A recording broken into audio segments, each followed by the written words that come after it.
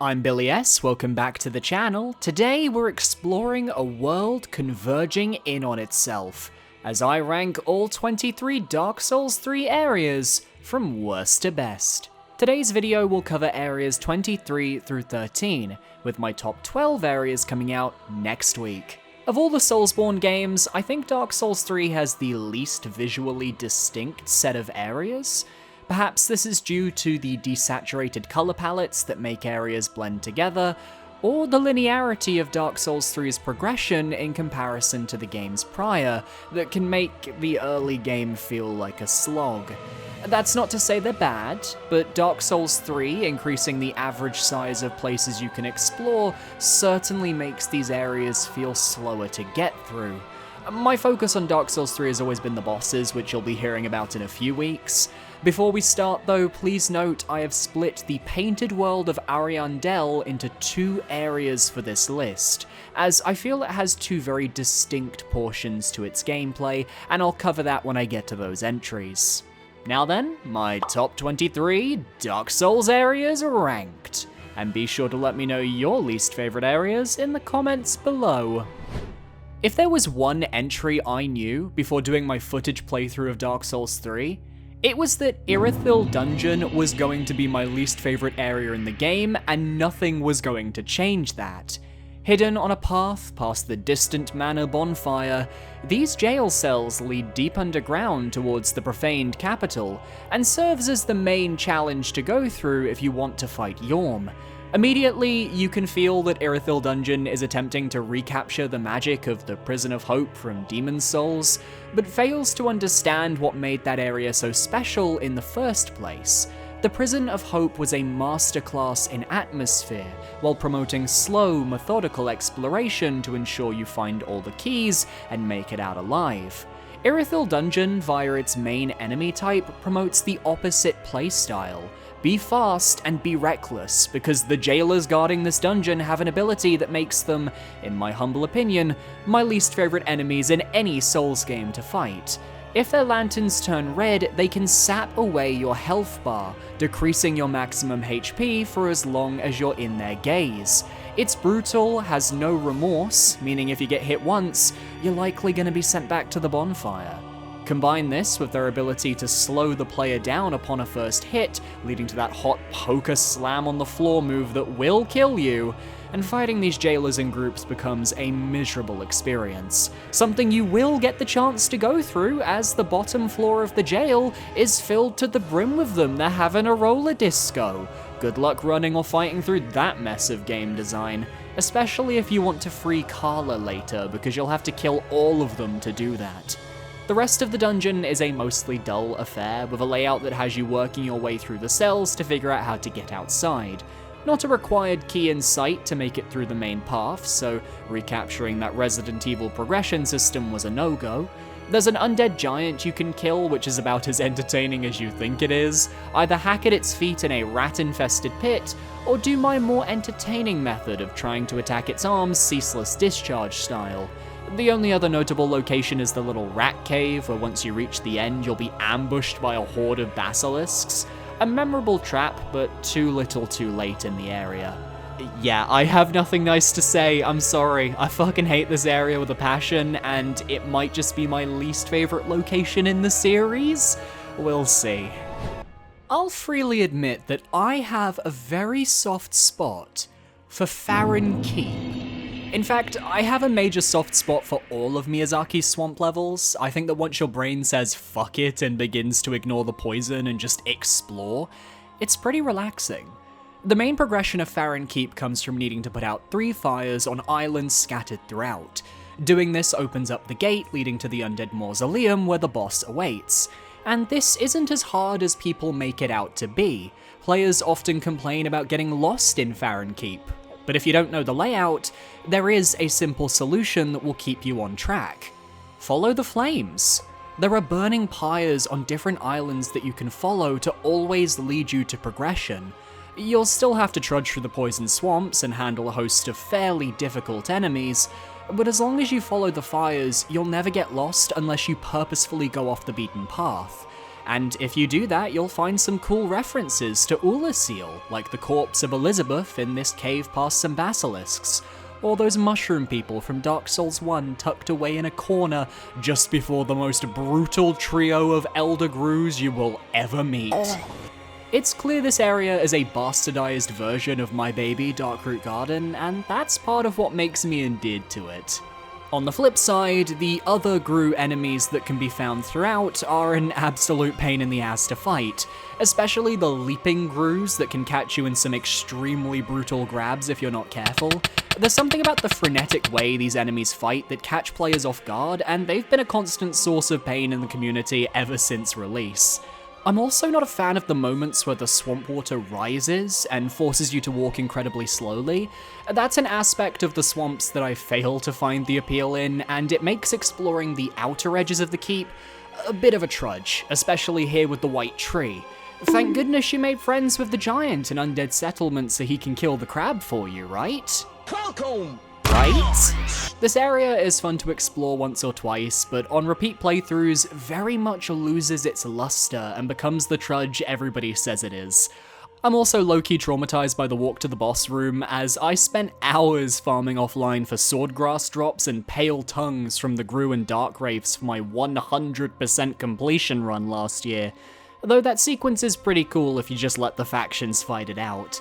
And let's not forget, if you find the secret path to the Covenant bonfire, you can find an elevator that takes you up to the bridge to Lothric, right by the entrance to Undead Settlement, where you can fight a disheveled version of the Asylum Demon from Dark Souls 1. A nice bit of fan service, and worth it, as its boss soul creates this game's Havel's Ring. Nice. The Giants were such an integral part of the lore of Dark Souls 2, so when we discovered that Yhorm the Giant was going to be one of the Lords of Cinder, I thought, wouldn't it be great to get another area steeped in history like the Forest of Fallen Giants? What we got was, for lack of a better term, a crumb. They had the gall to call the profaned capital a capital, despite it consisting of a walkway down to the bonfire tower, another walkway down to the profaned flame, 2 rooms, and the boss fog, with a cavernous optional area that leads to a church and back to Irithyll Dungeon. It's tiny, and not one aspect of this place screams of giant lore. Dark Souls 2 once again gets the short end of the stick. Aldrich got fucking Anor Londo of all things, while Yhorm got a flame governed by a few fire maidens. The main path to Yhorm is so simple that this area is less an area and more a very brief enemy gauntlet. You have to avoid the Profaned Flame's attacks and either enter the room on the far left side, or drop down these ledges and attack the Profaned Fire directly. Do this, and you can walk straight to Yhorm's boss room. I like the usage of classic Souls series gargoyles here. They fit well with the area's aesthetic and are a suitable challenge for new players. The rest of the maiden enemies, though, are a bit overkill. It feels like they put a whole lot of them in the side rooms just to say, look at how challenging this is. The real star of the show at the Profaned Capital is, ironically, on its side path, through a poisoned swamp cavern in the dilapidated church, as inside you find one of From Software's most grotesque monster designs ever. These gigantic hand trolls that are tanky to kill and absolutely horrifying to fight. A truly memorable moment, but sad because you might not even know these guys exist on a regular playthrough. They're just so far out of the way. On this path, you can also re-access Irithyll Dungeon, allowing you to collect a jailer's set of keys, and save Sigurd of Katarina by doing a little jump from the church roof, vital for the end of his storyline. The Profaned Capital, and by extension Yhorm himself, just feel like an unfinished thread. Every other lord got a fleshed out area or series of areas dedicated to them. He got the corpse of laddersmith Gilligan. Before we continue to number 20, let me just take a few quick seconds of your time. I'm trying to reach 10,000 subscribers by the end of 2023. I think we can do it, and all it takes is for you to subscribe. Over 68% of you aren't subscribed, so let's rectify that. Parry that subscribe button so you can enjoy new videos every Wednesday. Back to the list. Another area that could have used some expansion, the Consumed King's Garden promises way more than it gives. The last garden location in the series was Darkroot Garden from Dark Souls 1, a sprawling land of greenery and ruins bathed in cold, dark moonlight steeped in tragic lore. Consumed King's Garden is neither a sprawling land, nor filled with much greenery, nor containing tragic lore, instead being a mini-toxic swamp filled with pus of man enemies that you either love or absolutely despise.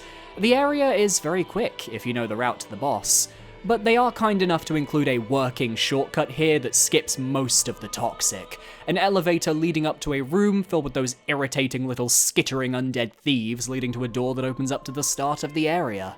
I like the large towering knights that guard various points in the level, from the one on the first elevator to the pair just before the boss fog. On past playthroughs, I'd never actually kill those knights, running past and getting hit every so often on my way to Osiris. But in this playthrough, I actually killed the guy and felt damn good doing so. As the sludge throughout the garden inflicts a toxic status as opposed to just regular poison, it's far less fun to explore, as your health is most certainly draining at a much faster rate than if you were exploring Farron Keep.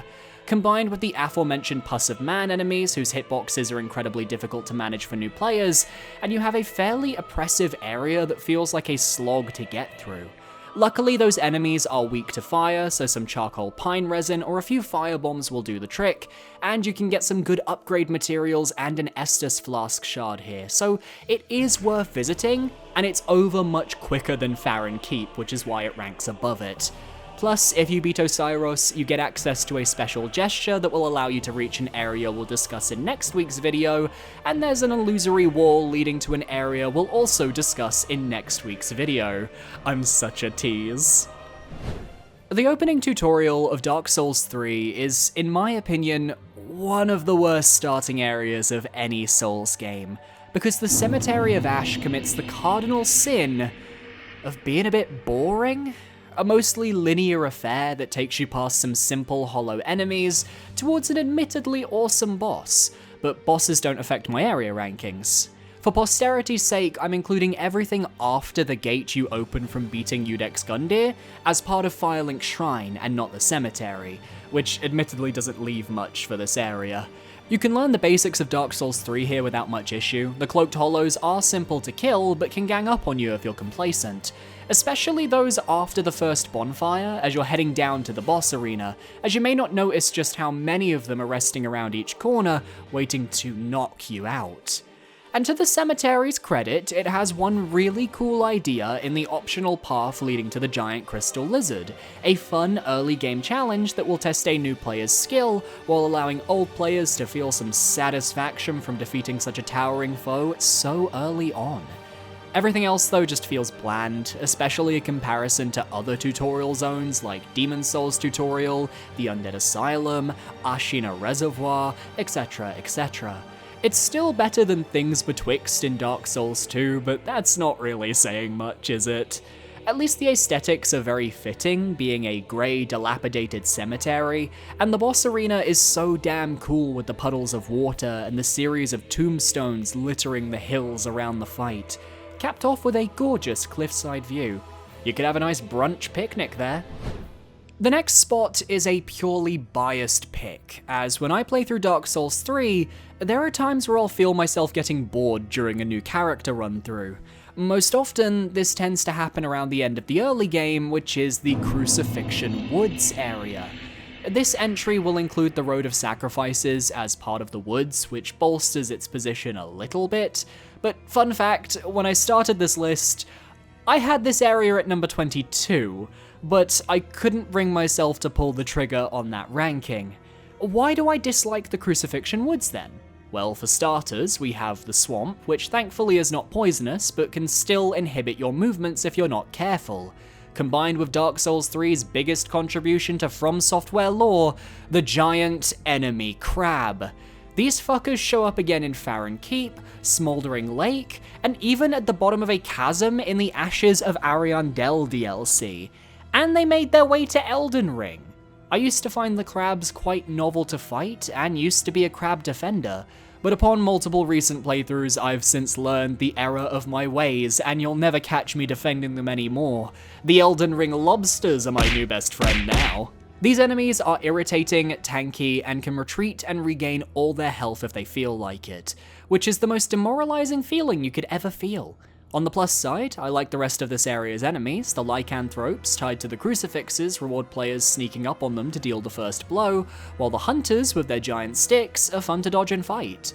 The mages in the ruins leading to the Crystal Sage are fine. There are no complaints I wouldn't lodge against any magic-using enemy in the series.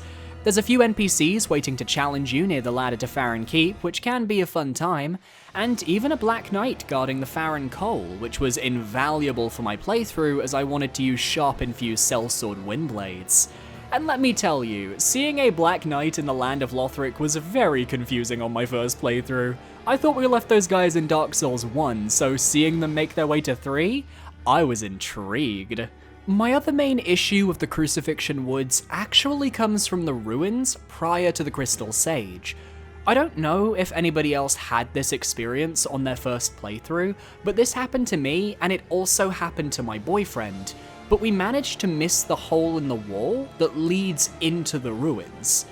Yes, on the far side of the swamp there are stairs leading to the back half of the ruins, but sue me if on my first playthrough I was too afraid to go through the swamp because of the crabs.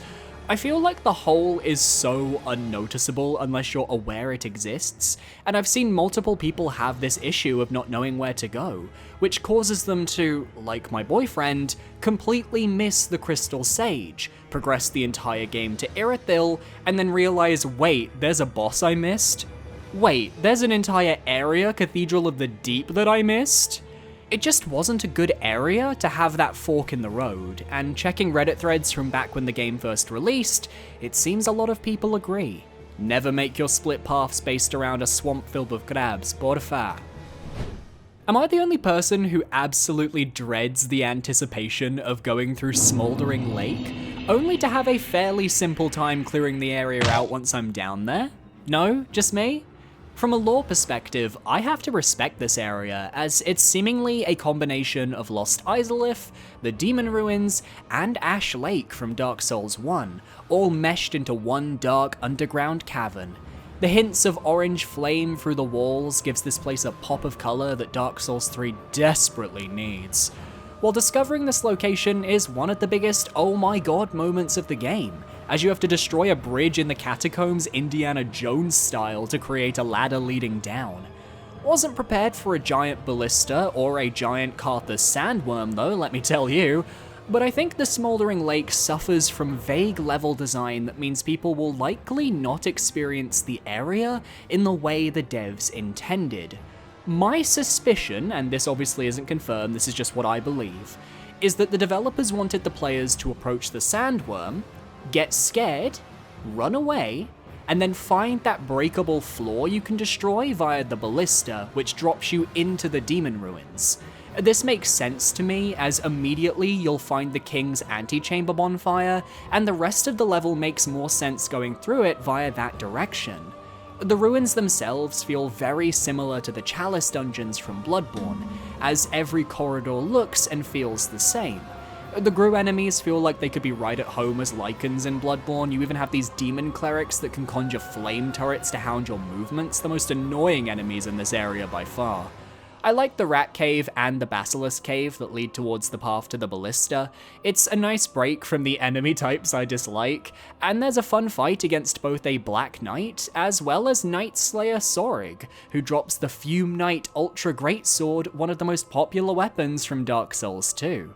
And the path up to the Ballista is pretty fun, which is rare of me to say given it involves bone wheel skeletons and these flippy-dippy Carthus skeletons I'll get to in the future.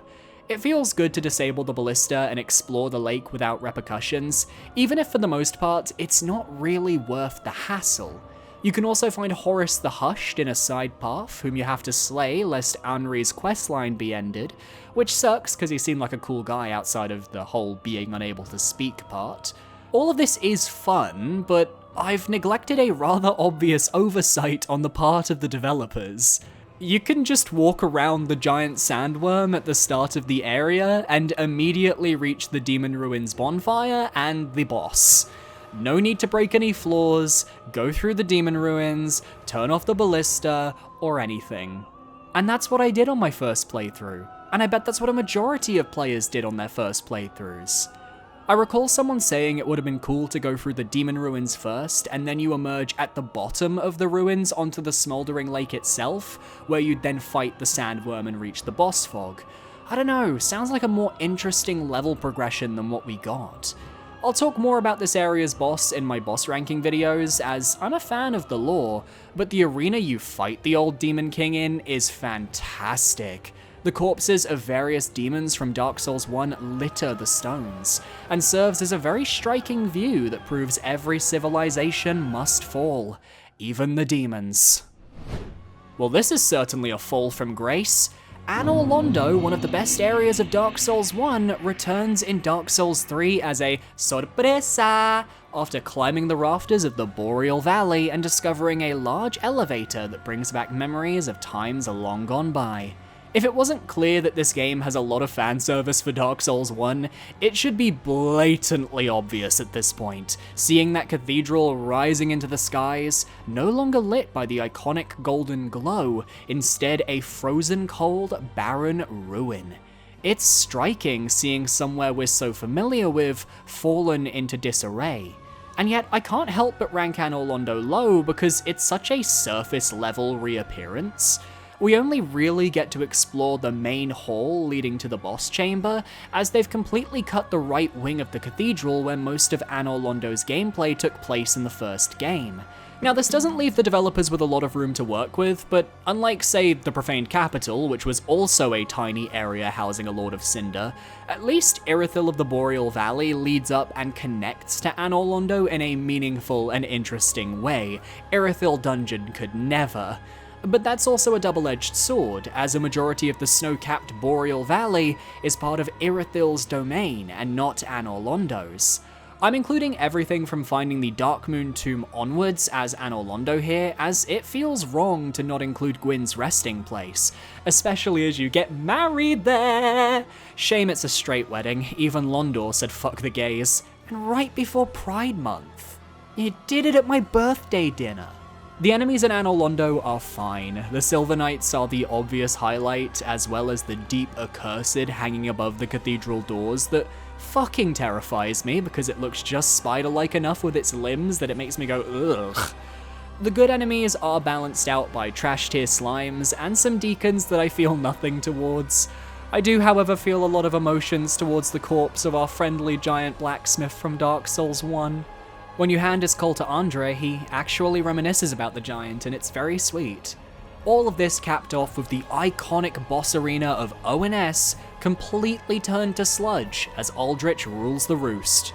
Whatever you may think of the boss fight itself, I know it's a polarizing one, you can't deny how damn cool the arena looks in the cold light with the broken pillars that still work as one of the best strategies for avoiding those magic attacks, as well as the drapes fluttering in the wind, capped off by visiting Guinevere's chamber and finding it empty and quiet. I just wish Anor Londo had more to explore from the original. It's not the area it once was, but that's actually in keeping with Dark Souls 3's themes, so I don't think anyone's gonna mind this rating. Yeah, I bet nobody was expecting to see Dark Souls 3's hub this low on my list. I know all the tricks and tips to maximizing this hub. I know how to do tree skip to get onto the roof early, allowing me to visit the nest and grab the silver covetous serpent ring. I know how to beat the katana wielder relatively easily and collect the Uchi katana.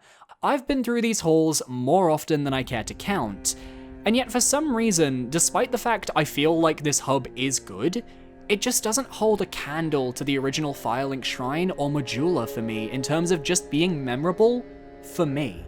This is a rose-tinted glasses moment though, as I firmly believe that your favourite hubs are influenced by the games in the Soulsborne series you started with. It's weird, I think it's well designed, it incorporates elements from the Nexus and in my opinion improves upon it in certain ways, but this area doesn't capture the atmosphere of previous hubs. The Nexus had a mystical, haunting feel, Firelink Shrine had a homely, safe feel, Majula had a hopeful tone. The Hunter's Dream made you feel like you were going to be okay, but with an ominous twinge in the background. I can't say that I feel much for Dark Souls 3's Firelink, it doesn't really resonate with me beyond the theme of everything coming to an end. but its existence does enhance another area you'll see in next week's video. So even if I'm not so hot on this incarnation of Firelink for personal reasons, it's still a great hub, and I totally understand if people have this in their top 10s or even their top 5s.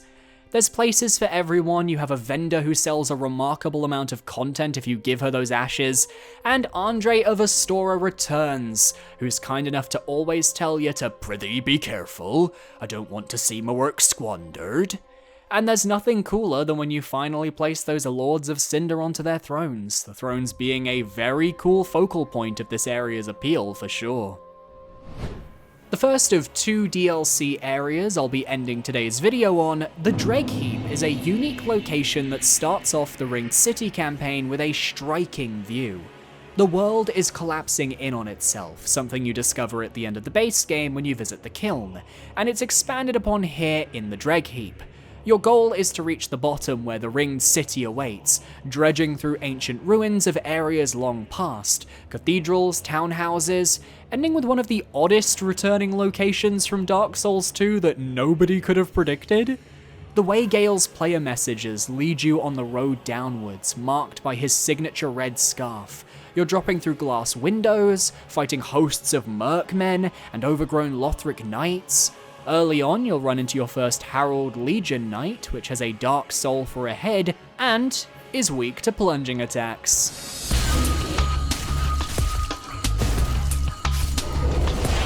You can also meet the new NPC Lap, whose questline is pretty fun and worth the effort, before having to deal with the return of Earthen Peak. The poison area from Dark Souls 2 has formed the final poison swamp in the Dark Souls trilogy. Ruined windmills litter the ground, and far up on a single twisted tree, a desert pyromancer waits. Good old Zoe 101, who will one-shot you if you're not careful.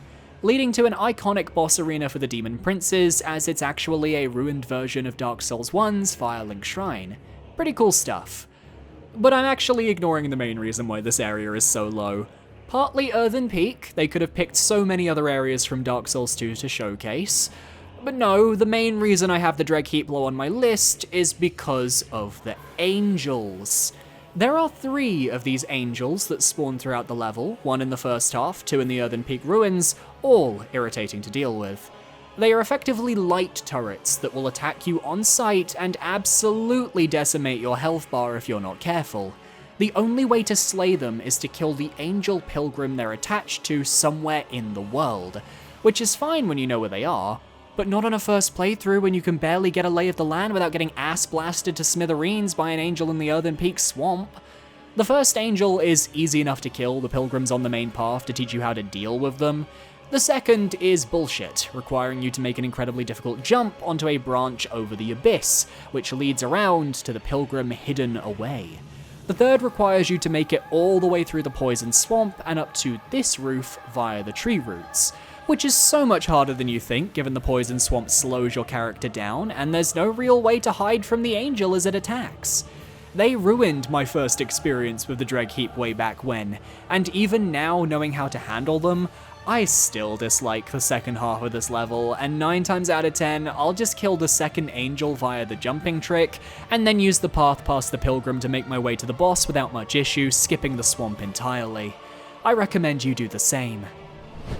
Rounding out today's list, we have the Ariandel Snowfield. This encompasses everything in the Ashes of Ariandel DLC, from the moment you arrive up to the bonfire prior to the bridge leading to the chapel of Sister Freed, as it feels like a natural cutoff point. These open-ended series of snowfields and forests are filled to the brim with deadly enemies to handle. From the Farron followers who can launch javelins at you, blow flames from their torches like proper fire breathers, or just run at you with an unstaggerable amount of confidence, they can be brutal when they gang up together. Take a trip down a little snowfall and you'll run into a large, expensive forest. Did I just say expensive? Expansive, Billy. An expansive forest filled with wolves that, once you annoy one, you summon the pack. Here you have multiple directions you can take. There's an optional path leading towards some more follower enemies and an item, the only way to get back to the starting area. There's a hill directly to your left after you fall, which, upon reaching its peak, leads down into a valley towards the bonfire separating the open fields from the chapel. Though on a first playthrough, I think people are very unlikely to realize you can climb up this hill, much less make it through given there are tree women trying to either burn or freeze you alive as you climb. Instead, you can take the furthermost path, triggering a giant wolf encounter with the Gravetender's Great Wolf, who shows up again later in the snowfield if you go a specific route. Rounding the cliff, we reach the part of the area that I feel is very overtuned for what it is. That is because this area is inhabited by these large Milkwood Knights, very dangerous, strong individuals who wield their axes with ease and can decimate your health bar. And in the distance, there's a tower where some of them shoot arrows at you, because what do you want most when fighting fairly tough enemies? More enemies shooting projectiles to interrupt your fight, forcing you to run up the tower, being chased by the enemies outside, only to get cornered between those enemies and the ones in the tower, of course! I only came to this bit to get footage, I'd have skipped it otherwise, but I was left with no Estus after killing all the knights here. There were still a few more rooms to explore, but I decided, fuck that. Had I progressed further up the hill in this area, I would have encountered the Great Wolf again and dropped down into a large chasm leading to that bonfire I mentioned earlier, so everything wraps around, but you can choose whether to deal with the Forest of Fallen Women near the beginning of the area, or the army of Milkwood Knights ready to absolutely slay your life. But at the same time, I do enjoy the challenge, and I like the open-ended nature of this first half of the Ariandel DLC, as once you reach the chapel, everything becomes extremely linear and more self-contained. And we'll get into that next week. Hey, thanks for watching the video, guys. I know I usually do the bosses of a game before the areas, but in this case, I switched it around because I'm so excited for the bosses, and I need that motivation to get me through my editing. You want to check out my other Soulsborne content? I have a playlist featuring videos on Demon Souls, Dark Souls 1 and 2, as well as Bloodborne, and if you're watching this video way after release, there's going to be so much more stuff there. My socials are on screen now, feel free to follow where you feel comfortable. My Twitter is my big recommendation. I'm not really a big social media person to begin with. And a massive shout out to my patrons on Patreon. I don't offer any rewards beyond a shout out and a mention in the description, but the support of those kind souls genuinely keeps my channel going, so thank you so much. See you next week for my top 12 Dark Souls 3 areas. Adios.